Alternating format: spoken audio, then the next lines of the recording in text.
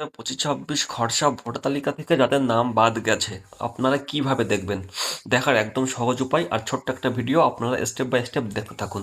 আমি প্রথমেই Google Chrome ব্রাউজারটা open করে নিচ্ছি।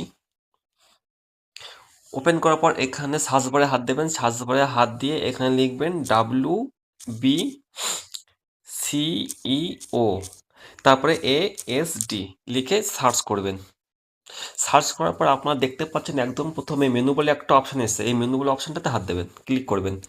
ক্লিক করার পর একটুখানি স্ক্রল করবেন, স্ক্রল করার পর দেখবেন এখানে লেখা এসেছে ডিস্ট্রিক্ট বলে লেখা এসেছে, এখানে ক্লিক করবেন। ক্লিক করার পর এই যে এখানে সমস্ত ডিস্ট্রিক্টের নাম চলে এসেছে, এখান থেকে আপনার যে ডিস্ট্রিক্টটা এখান থেকে খুঁজে বার করবেন।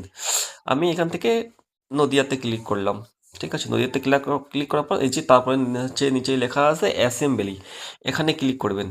ক্লিক করার পর এখানে আপনার সমস্ত বিধানসভার নাম চলে আসবে, আপনার যে বিধানসভা আপনি সেই বিধানসভাটি খুঁজে বার করবেন।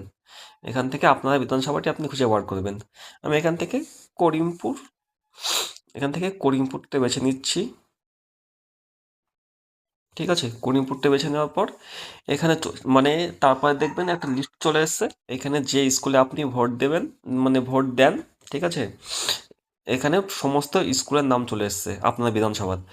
এবার এখান থেকে আপনি যে স্কুলে ভোট দিয়েছেন এখান থেকে সেই স্কুলের নামটি খুঁজে বার করবেন।